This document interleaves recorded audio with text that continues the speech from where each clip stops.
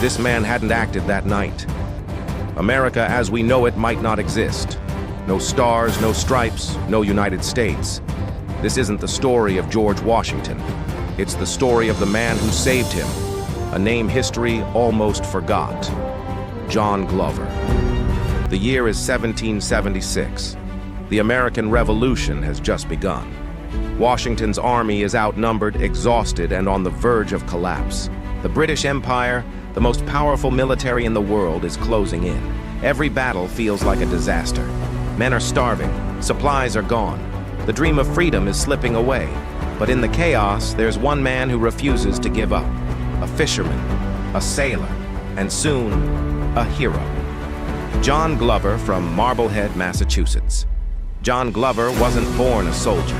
He was a merchant and a fisherman, a man of the sea. When the revolution started, he gathered his fellow seamen, tough, loyal, and fearless, and turned them into a regiment of fighters known as the Marblehead Men. They weren't fancy soldiers. They didn't wear shining uniforms or march in perfect lines, but they knew the ocean better than anyone. And when the tides of war turned against Washington, these were the men he trusted most.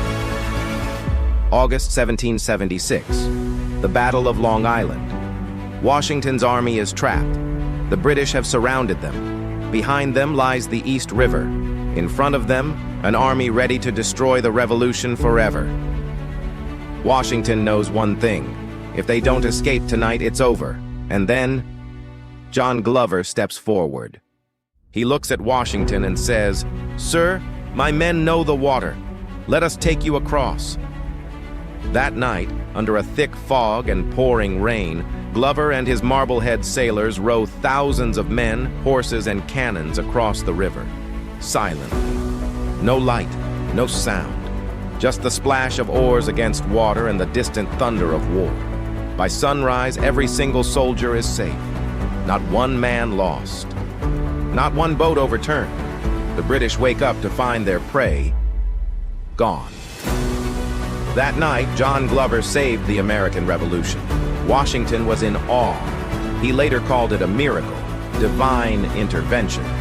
But he knew exactly who made it possible: John Glover and his Marblehead men. From that moment on, whenever the army faced impossible odds, Washington turned to Glover. And that trust would lead to another miracle, one that changed history forever. December 25th, 1776. It's Christmas night. The army is cold, hungry, and losing hope. Washington plans one last desperate attack across the icy Delaware River to surprise the enemy at Trenton. The river is frozen, the wind is brutal, and the men are exhausted. Most commanders say it can't be done. But Washington has one answer: call for Glover. Once again, John Glover's men take to the boats.